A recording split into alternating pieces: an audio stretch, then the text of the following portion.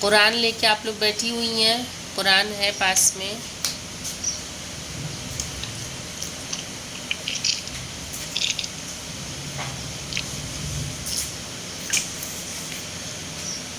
اعوذ باللہ من الشیطان الرجیم، بسم اللہ الرحمن الرحیم۔ والضحى واللیل اذا سجى ما ودعك ربك وما قلى وللآخرة خير لك من الأولى ولسوف يعطيك ربك فترضى ألم يجدك يتيما فآوى ووجدك ضالا فهدى ووجدك عائلا فأغنى فأما اليتيم فلا تقهر وأما السائل فلا تنهر وأما بنعمة ربك فحدث۔ قرآن مجید میں کیونکہ ہم لوگ پیچھے سے ہم لوگوں نے شروعات کی یعنی کہ سورہ ناس سے، تو اس اعتبار سے آج ہم لوگوں کو سورہ علم نشرح پڑھنا تھا، لیکن ہم نے سورہ ضحیٰ اس لیے سلیکٹ کیا کہ دونوں جو ہے وہ موضوع کے اعتبار سے دونوں ملتی جلتی ہیں، تو اس حساب سے اس کو ہم نے سب سے پہلے جب سوروں کی تلاوت کرے تو علم نشرح سے پہلے سورہ والضحیٰ پڑھنا ہے، اور اگر کوئی نماز میں اس سورے کی تلاوت کرنا چاہتا ہے تو پھر اسے دونوں سورے پڑھنا پڑیں گی، یعنی کہ صرف وہ علم نشرح نہیں پڑھ سکتا بلکہ پہلے وہ سورہ ضحیٰ پڑھے گا، پھر اس کے بعد ہی وہ سورہ علم نشرح پڑھے گا۔ تو اور اس کی جو وجہ ہے وہ یہی ہے کہ دونوں جو ہے وہ معنوی اعتبار سے میننگ کے حساب سے ایک دوسرے سے ملتی جلتی ہیں، اور بعض اوقات تو انہیں ایک سورہ بھی شمار کیا جاتا ہے کہ یہ ایک ہی سورہ ہے لیکن یہ دو حصوں میں ہے، تو اس حساب سے اسے بعض علماء نے اس طریقے سے کہا ہے، لیکن اس میں یہ جو ہے قرآن مجید میں یہ دو پارٹس میں آئی ہوئی ہیں، اور دونوں میں نعمت پروردگار کا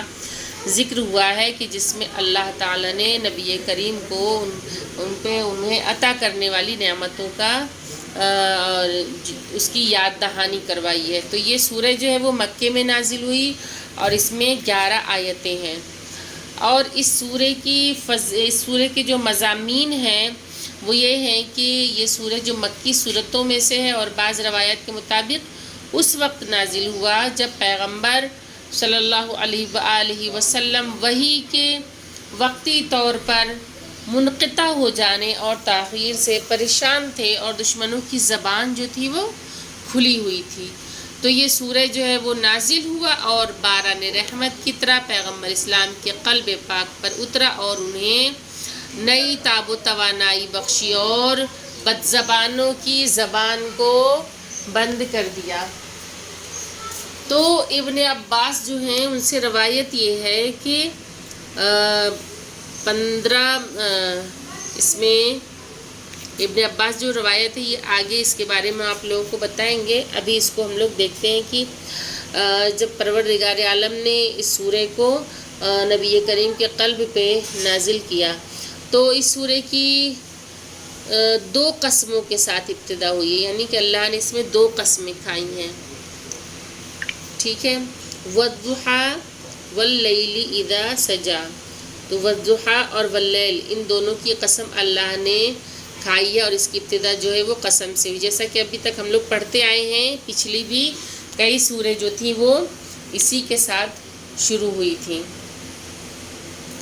پھر اس کے بعد میں قسموں کے ذریعے اللہ نے رسول خدا کو بشارت دی، اور اس کے بعد آپ کو یہ خوشخبری دیا ہے خدا نے کہ اللہ آپ کو اس قدر عطا کرے گا کہ آپ خوش ہو جائیں گے، اور آخری مرحلے میں پیغمبر کی جو پچھلی جو زندگی ہے، گزشتہ جو زندگی ہے، ان کی زندگی کو آپ کی نظر میں مجسم کرتا ہے، اور اللہ نے ہمیشہ آپ کو کس طرح سے اپنی انواع و اقسام یعنی طرح طرح کی نعمتوں میں شامل رکھا اور زندگی کے سخت ترین لمحات میں اس نے رسول خدا کی حمایت کی اور ایک مکمل آپ کی حفاظت کا انتظام بھی پروردگار عالم نے کیا۔ اور اس کی فضیلت کی اگر بات کی جائے، اس کی تلاوت کی فضیلت کی، تو اس سورہ میں یہی بات کافی ہے کہ ایک حدیث پیغمبر میں آیا ہے کہ جو شخص اس سورہ کی تلاوت کرے گا وہ ایسے لوگوں میں سے ہوگا جن سے اللہ راضی ہوگا، اور وہ اس لائق ہوگا کہ محمد صلی اللہ علیہ وآلہ وسلم اس کی شفاعت کریں، اور ہر یتیم اور سوال کرنے والے مسکین کے برابر حسنات اس کے لیے ہوں گی، یعنی کہ نیکیاں اس کے لیے ہوں گی۔ کس کے لیے؟ جو اس سورہ کی تلاوت کرتا ہے، تو اس کے شفاعت کرنے والے خود نبی کریم ہوں گے، اور اس کی تلاوت کرنے والوں کو اتنا ثواب ملے گا کہ ہر یتیم اور سوال کرنے والے مسکین کے برابر 10 حسنات 10 نیکیاں اس کے لیے ہوں گی۔ اور یہ سب فضائل اس لیے ہیں کہ صرف اس کے لیے ہیں جو اس کی تلاوت کرے اور جو اسے پڑھے اور اس پہ عمل کرے۔ ٹھیک ہے، تو یہ سورہ جو ہے ابھی ہم لوگوں نے اس کی ہم تلاوت کی، اس کا ترجمہ کچھ اس طرح ہے کہ شروع اللہ کے نام سے جو رحمان و رحیم ہے، والضحیٰ قسم ہے دن کی، اللہ نے دن کی قسم کھائی، واللیل اذا سجا اور قسم ہے رات کی جب کہ وہ ساکن ہو جائے، یعنی کہ رات کیا ہے، جب وہ ٹھہر جائے، جب وہ سکون میں آ جائے۔ اور جیسا کہ آپ لوگوں کو پتہ ہے کہ رات کیا ہے، وہ سکون کا ذریعہ ہے کہ اس رات میں انسان کو سکون حاصل ہوتا ہے۔ ما ودعک ربک وما قلی، کہ ہرگز نہ تو اللہ نے تجھے چھوڑا ہے اور نہ ہی تجھ سے خفا ہے، کہ پروردگار عالم نے مشرکین کے منہ پہ تالا لگا دیا، کیونکہ اس کی شان نزول میں ہی یہ ہے کہ سورہ کی شان نزول کے بارے میں ابن عباس کہتے ہیں کہ 15 دن گزر گئے، اور یہ پہلی بار تھا کہ اس قدر لیٹ ہوا، اور رسول خدا جو تھے وہ پریشان تھے کہ ابھی تک وحی کیوں نہیں آئی۔ ظاہر سی بات ہے کہ جو ایک سلسلہ اللہ کی طرف سے آ رہا ہے اور پھر اچانک وہ سلسلہ رک جائے تو ظاہراً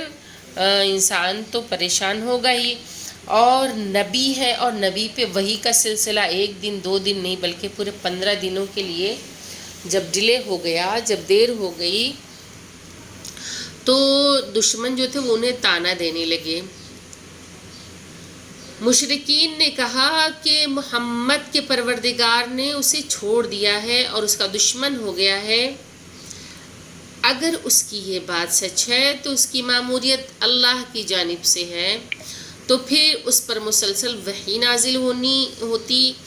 اور اس موقع پر پہلی والی آیت جو تھی وہ نازل ہوئی، یعنی کہ پروردگار عالم نے پہلے قسمیں کھائیں، پھر اس کے بعد رسول خدا کو تسلی بھی دیا، اور اللہ نے یہ بھی فرمایا کہ اللہ نے آپ کو نہیں چھوڑا ہے۔ تو یہ کہہ کر ان مشرکین کے منہ پہ تالے لگا دیے اللہ نے کہ نہ تو خدا اپنے نبی سے ناراض ہے اور نہ ہی اللہ نے رسول خدا کو چھوڑا ہے۔ تو پھر اس کے بعد رسول خدا نے سوال کیا کہ جبریل امین سے کہ تم نے دیر لگا دی، حالانکہ میں شدت سے تیرا مشتاق تھا، تیرا انتظار کر رہا تھا۔ تو جبریل نے کہا کہ میں تو خود آپ کا بہت زیادہ مشتاق تھا، لیکن میں بندہ معمور ہوں اور پروردگار کے حکم کے بغیر نازل نہیں ہو سکتا، کیونکہ فرشتے بغیر حکم خدا کے کوئی عمل انجام نہیں دیتے۔ تو اللہ نے اس سورے کو 15 دنوں کے لیے اپنی وحی کو روک رکھا، اور 15 دنوں کے بعد اس سورے کو نازل کرنے کے بعد رسول کو اللہ نے تسلی و تشفی دی۔ پھر اس کے بعد میں پروردگار عالم نے رسول خدا کو بشارت دی، خوشخبری دی کہ تجھے اس قدر عطا کرے گا کہ تو خوش ہو جائے گا۔ اس سورے کے آغاز میں اس میں بھی 2 قسمیں کھائی گئی ہیں، اور سب سے پہلی قسم جو ہے وہ نور کی یعنی کہ روشنی کی ہے، والضحیٰ اور دوسری قسم جو ہے وہ ظلمت یعنی کہ تاریکی کی ہے، یعنی کہ رات کی ہے، تو اللہ فرماتا ہے کہ قسم ہے دن کی کہ جب سورج نکل آئے اور ہر جگہ جو ہے وہ ہر جگہ کو گھیر لے سورج کی روشنی، اور قسم ہے کہ جب وہ ساکن ہو جائے اور ہر جگہ کو سکون و آرام میں غرق کر دے۔ اللہ نے پھر رات کی قسم کھائی۔ تو ضحیٰ جو ہے، ضحیٰ یعنی ضاد حا یا اور اس پہ کھڑا زبر، اس کے جو معنی ہیں وہ یہ ہیں کہ دن کے پہلے حصے میں، جو دن کا پہلا پارٹ ہوتا ہے، پہلے حصے میں اس کے دن کے پہلے حصے کی معنی ہے کہ جب سورج آسمان پر اونچا ہو جاتا ہے اور اس کی روشنی جو ہے وہ ہر جگہ مسلط ہو جاتی ہے۔ اور یہ جو ٹائم ہوتا ہے نا، یہ سب سے بہترین وقت شمار ہوتا ہے، سب سے بہترین ٹائم شمار ہوتا ہے جو دن کا پہلا حصہ ہوتا ہے۔ اسے کیا کہتے ہیں؟ ضحیٰ، جب سورج کی روشنی، سورج اوپر اٹھے اور سورج کی روشنی سب جگہ پھیل جائے۔ پھر اس کے بعد سجا کے بارے میں ہے کہ جو چیز رات کے سلسلے میں اہم ہے وہی سکون و آرام ہے، اور جو اس پر حکم فرما ہے، اور طبعاً انسان کے اعصاب اور روح کو سکون و آرام میں ڈبو دیتی ہے کیا؟ رات۔ کہ جب رات آتی ہے تو انسان کی طبیعت جو ہے وہ سکون کی طرف مائل ہوتی ہے، وہ چاہتا ہے کہ وہ سو جائے، اس کی باڈی جو ہے وہ تھکی ہوئی ہوتی، یعنی کہ دن بھر کے امور انجام دینے کے بعد انسانی جسم جو ہے وہ جب تھک جاتا ہے تو پھر اس کے بعد جب پروردگار عالم نے رات جیسی نعمت بنائی تو انسان کے لیے باعث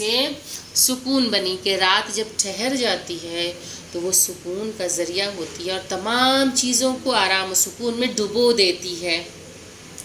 آپ نے غور کیا ہوگا کہ کس قدر جو ہے رات سناٹی ہوتی ہے، شہروں میں تو نہیں پتہ چلتا، لیکن اگر آپ گاؤں جائیں گی تو گاؤں میں آپ کو یہ اچھے سے نظر آئے گا کہ ہر طرف کیا ہوتا ہے،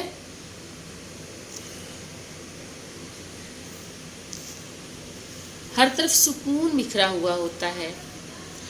ہر طرف آرام بکھرا ہوا ہوتا ہے، اور ماحول جو بالکل خاموش سا ہوتا ہے۔ اور جب ماحول خاموش سا ہوتا ہے تو انسان کا ذہن جو ہے، اس کے اعصاب جو ہیں وہ دھیرے دھیرے اس کی روح کو سکون پہنچنے لگتا ہے، اس کے اعصاب جو ہیں ڈھیلے ہونے لگتے ہیں، اور پھر وہ مائل ہوتا ہے آرام کی طرف۔ تو یہ جو ہے سجا کے معنی ہے۔ تو رات جو ہے یہ بھی اللہ کی نعمت ہے کہ اگر رات نہ ہوتی تو انسان کے لیے ذریعہ سکون نہیں ہوتا، بلکہ وہ دن رات ایک مشین کی طرح چلتا رہتا اور پریشان رہتا۔ اچھا، دور حاضر میں اس چیز کو کہ اللہ نے رات سکون کے لیے بنائی ہے، لیکن ہو گیا الٹا۔ کیسے الٹا ہو گیا؟ کہ انسان کیا کرتا ہے، اب رات بھر جاگتا ہے، دن بھر سوتا ہے۔ ٹھیک ہے، رات بھر جاگتا ہے، دن بھر سوتا ہے۔ کسی کی تو مجبوری ہے کہ اسے کام کرنا ہے، کسی کی مجبوری ہے کہ اسے نیند نہیں آتی ہے، لیکن کچھ ایسے بھی ہیں کہ جن کو نیند آتی لیکن وہ موبائل فون نہیں رکھتے ہیں اور کافی رات تک موبائل پہ لگے رہتے ہیں، جس کی وجہ سے دھیرے دھیرے کر کے ان کی نیند کا جو شیڈیول ہے وہ چینج ہونے لگتا ہے، اور پھر اس کے بعد انہیں رات میں جاگنے کی عادت پڑ جاتی ہے اور دن میں سونے کی عادت پڑ جاتی ہے۔ اور پھر ہوتا کیا ہے کہ جب انسان اپنا شیڈول اپنے ہاتھ سے جب بگاڑ لیتا ہے تو اس کا اثر اس کی باڈی پہ نظر آنے لگتا ہے۔ اللہ نے کوئی بھی چیز بلا وجہ خلق نہیں کی ہے، اور اللہ نے اس رات کو، اس سکون کو، اس ظلمت کو آرام اور راحت کا ذریعہ قرار دیا ہے، اور اللہ نے اسے ایک نعمت کے طور پہ ہمیں دیا ہے، اور اللہ نے اس نعمت کی قسم کھائی ہے۔ وَالضُّحَىٰ وَاللَّيْلِ إِذَا سَجَىٰ، کہ اللہ ایک پہر دن کی اور رات کی اللہ رب العزت قسم کھاتا ہے، لیکن ہم انسانوں نے اس شیڈیول کو بالکل چینج کر دیا ہے، اور اس کا نتیجہ جو ہے، اس کا سائیڈ ایفیکٹ، اس کا جو امپیکٹ ہے وہ ہماری باڈی پہ بہت زیادہ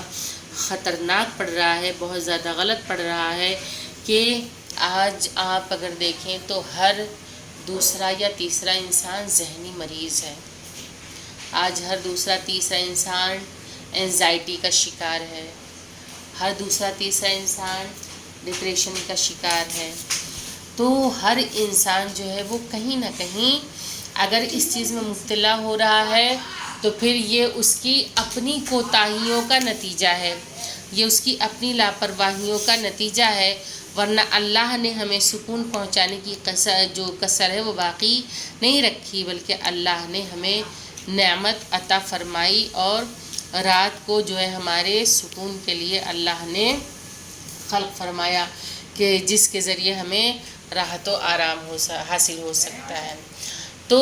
ان دونوں عظیم قسموں کے بعد نتیجہ اور جواب قسم کو پیش کرتے ہوئے فرماتا ہے اللہ کہ آپ کے پروردگار نے ہرگز آپ کو نہیں چھوڑا ہے اور نہ ہی ناراض ہے۔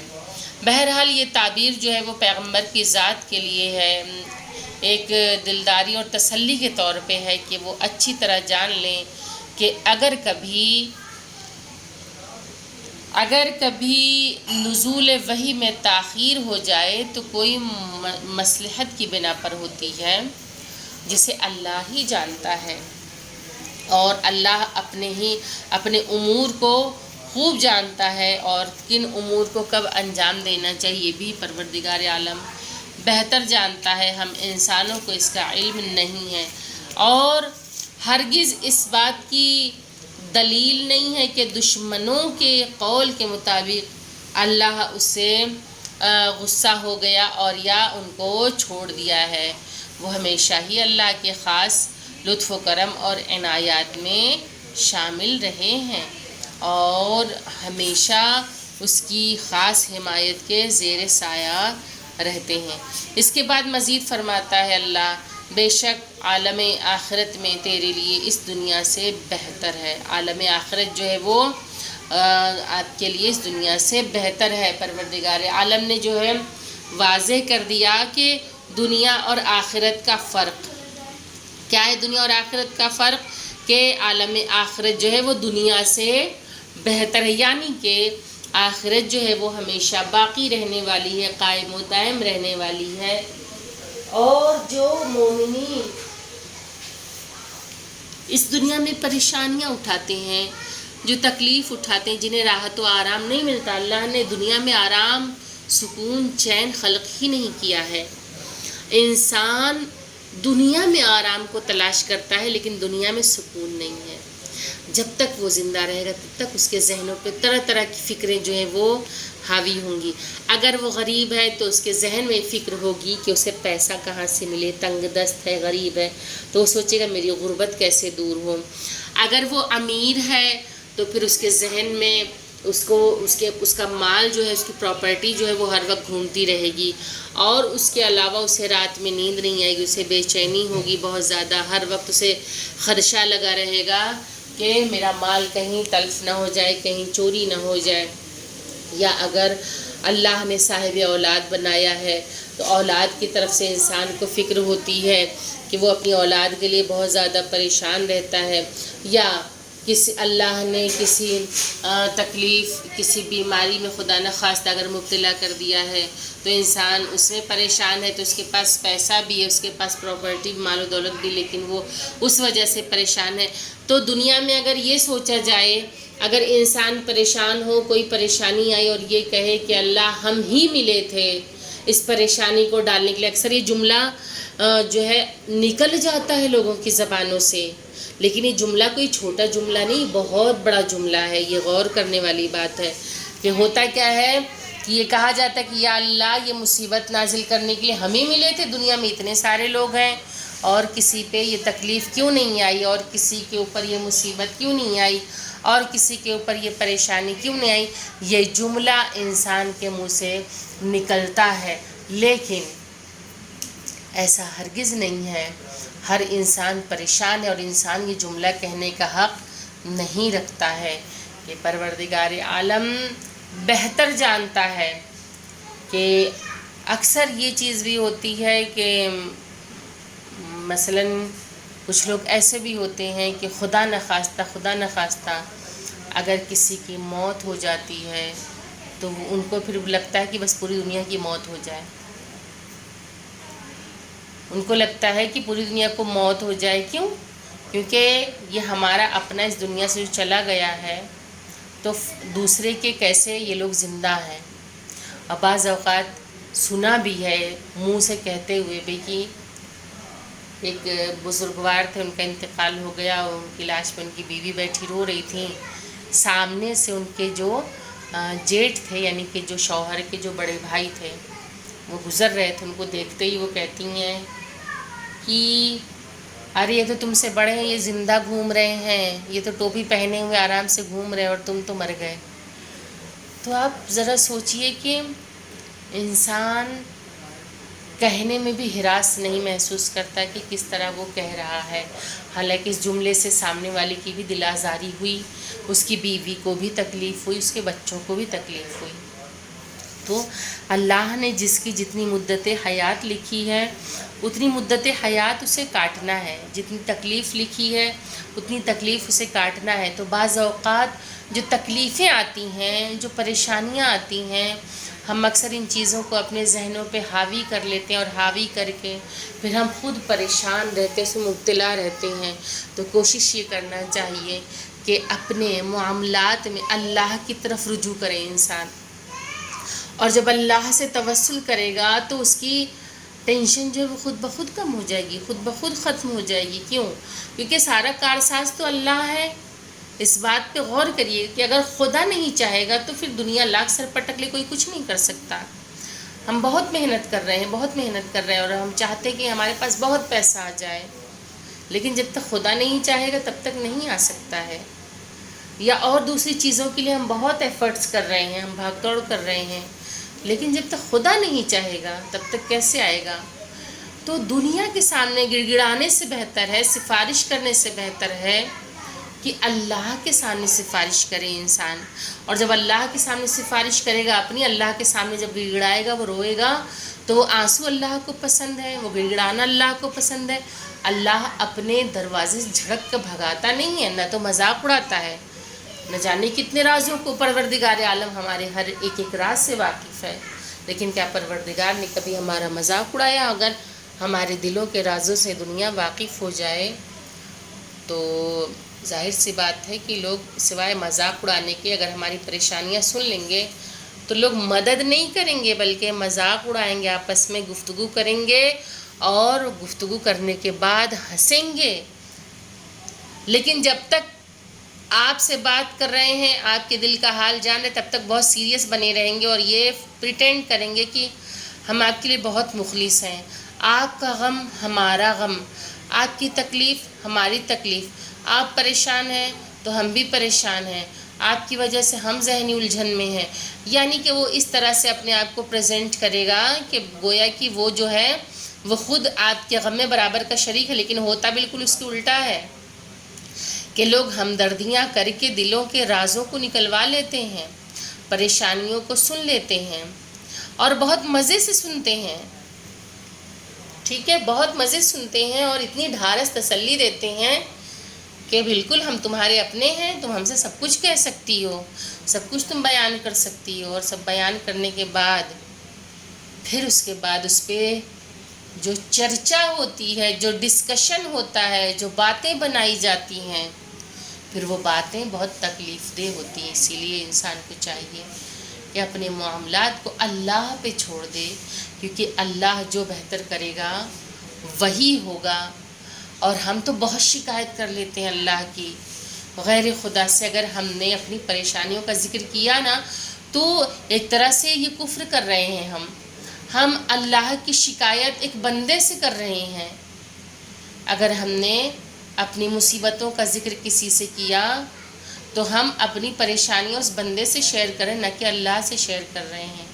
اور اللہ کو یہ امر نہیں پسند ہے. گزرے زمانے میں جو نبیوں کا دور تھا، اس دور میں کیا تھا کہ نبی سے ایک چھوٹی سی غلطی جو تھی وہ ترک اولا کا جو ہے معیار رکھتی تھی کہ اگر چھوٹی سی بھی غلطی ہو جاتی تھی تو اس پہ سزا بہت بڑی ملا کرتی تھی. جیسے جناب نوح علیہ السلام ہیں یا جناب عیسیٰ علیہ السلام، ان کے بارے میں بھی ہے کہ جو ہے کیا ہوا تھا کہ جناب نوح علیہ السلام کا نام نوح کیوں پڑ گیا؟ ان کا نام تو عبد الجبار تھا. جناب نوح علیہ السلام کا نام عبد الجبار تھا، لیکن ان کا نام نوح کیوں پڑا؟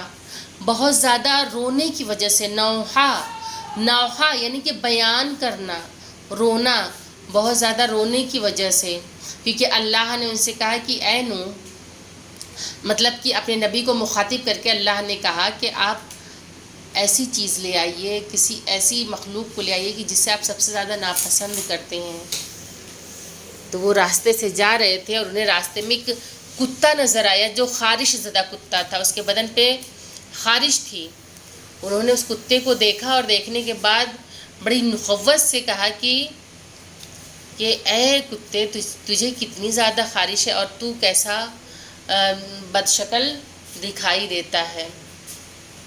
یہ سننا تھا کہ جو ہے پروردگار عالم کو اتنی سی بات اللہ نے اس پہ انہیں جو سزا دی وہ سزا تھی کہ وہ زندگی بھر روتے رہے، کیونکہ کتے نے یہ کہہ کے جواب دیا کہ میں تو خدا کی مخلوق ہوں اور خدا نے مجھے جیسا بنایا ہے میں ویسا ہوں. پروردگار عالم نے کہا کہ اے نوح، تم نے میری مخلوق کو اس طرح سے مخاطب کیا ہے. لہٰذا جناب نوح علیہ السلام نے توبہ استغفار کی اور بہت زیادہ وہ روئے، اور اس قدر وہ روتے تھے زندگی میں اپنی کہ ان کا نام جو تھا وہ نوح پڑ گیا. نوحہ یعنی کہ رونے والا، بیان کرنے والا، اور وہ بہت زیادہ گریا کرتے تھے تو لہٰذا ان کا نام جو تھا وہ نوح پڑ گیا. اس کے علاوہ جناب یوسف علیہ السلام کہ جن کا قصہ آپ لوگوں نے بہت زیادہ سنا ہے، اور جن بچیوں نے ترجمہ پڑھا ہوگا قرآن کا سورہ یوسف کا انہیں بھی پتہ ہوگا، جن میری خواہران نے پڑھا ہوگا انہیں پتہ ہوگا کہ قید خانے میں جناب یوسف علیہ السلام کی قید کی مدت کیوں 2 سال بڑھ گئی تھی. اس لیے بڑھ گئی تھی کیونکہ انہوں نے غیر خدا سے سفارش کروائی تھی کہ جب ان کا ساتھی قیدی جب رہا ہوا ہے تو انہوں نے اس سے کہا کہ میرے لیے سفارش کر دینا بادشاہ سے، عزیز مصر سے، کہ میری بھی رہائی ہو جائے. انہوں نے اللہ کو چھوڑ کر انہوں نے کس کو ذریعہ بنایا؟ اگر وہ خدا سے کہتے تو فوراً رہا ہو جاتے، لیکن انہوں نے بندے سے کہا کہ میرے لیے سفارش کر دینا. اور نبی کا یہ چھوٹا سا کام بھی جو ہے وہ بہت بڑا معذاللہ ایسا لگتا ہے کہ بہت بڑا گناہ ہو گیا. ہم تو دن بھر نہ جانے کتنا برا بھلا کہتے ہیں ایک دوسرے کو. ہمارے سامنے سے اگر کوئی بد شکل گزر جائے یا ایسی شکل والا گزر جائے کہ جس کی شکل مضحکہ خیز معلوم ہوتی ہو، یا کالا ہو، یا اس کی ناک موٹی ہو، یا اس کے دانت باہر ہوں، یا اس کی آنکھیں اندر گھسی ہوئی ہوں، یا وہ خدا نخواستہ صحیح سے چل نہ پاتا ہو، تو کتنی جلدی مذاق اڑاتے ہیں، کتنی جلدی ہم اس کی نقل کرتے ہیں اور پھر ہنستے ہیں اس پہ. ایک کتے کو اس طرح کہنے سے نوح علیہ السلام اتنا روئے.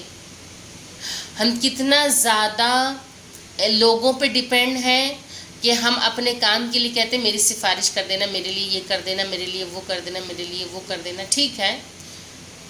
ایک اللہ ذریعہ بناتا ہے، لیکن اگر انسان اسی ذریعے پہ ڈیپینڈ ہی ہو جائے اور اللہ کو بھول جائے، جب اللہ کو بھول جائے گا انسان اور اسی انسان کو ذریعہ بنا لے گا تو پھر اللہ کو یہ امر پسند نہیں کہ تم نے اللہ کو کیسے بھلا دیا. تو جناب یوسف علیہ السلام نے صرف اس قیدی سے یہ کہا تھا کہ میری سفارش کر دینا قید سے باہر نکلنے کے بعد، اور جس کی بنا پہ اللہ نے ان کی قید کی مدت میں 2 سال اور اضافہ کر دیا. یا جناب زکریہ علیہ السلام کا قصہ کہ جناب زکریہ علیہ السلام جو تھے وہ اس دنیا سے کیسے گئے تھے؟ انہیں آرے نے چیر دیا تھا، کیونکہ جناب زکریا جو تھے انہیں جب دشمنوں نے جب دوڑایا ہے، فرعون کے لشکر نے، بادشاہ کے لشکر نے جب انہیں ان کا پیچھا کیا، ان کا تعاقب کیا، تو پناہ تو انہوں نے بظاہر تو اللہ سے مانگی تھی، لیکن جب آس پاس کچھ نظر نہیں آنا تو ان کے دل میں خیال آ گیا، اور خیال یہ آیا کہ کاش یہ پیڑ جو ہے وہ مجھے جگہ دے دیتا، میں اس میں چھپ جاتا. بس یہ خیال تھا، انہوں نے اللہ سے مدد مانگی تھی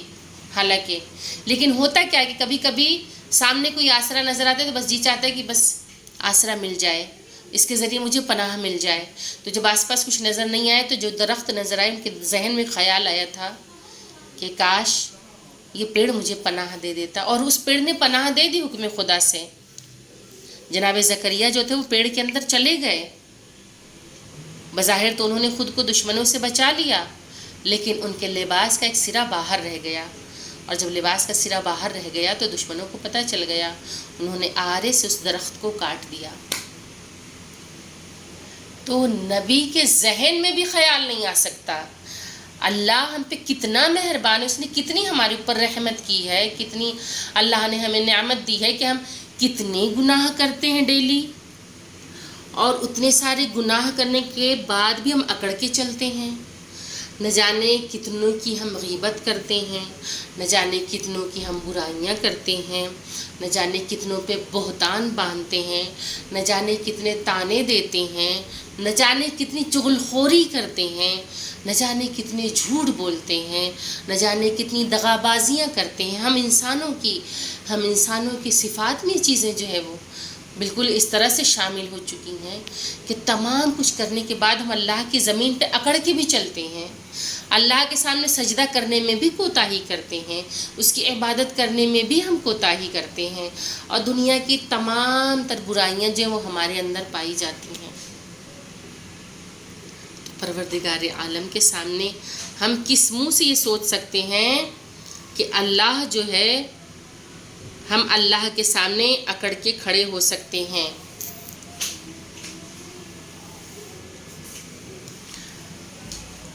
اور کس طرح سے ہم پروردگار عالم کو اگنور کر سکتے ہیں جبکہ وہ کائنات کا مالک ہے، وہ کائنات کا خالق ہے. انشاءاللہ اس سے متعلق درس جو ہے وہ آئندہ کلاس میں ہوگا. آج بس اتنا ہی، پھر انشاءاللہ آپ لوگوں سے کل ملاقات ہوگی. وآخر الدعوانا الحمدللہ رب العالمین، اللہم صلی علی محمد و آل محمد وعجل فرجهم. السلام علیکم، خدا حافظ.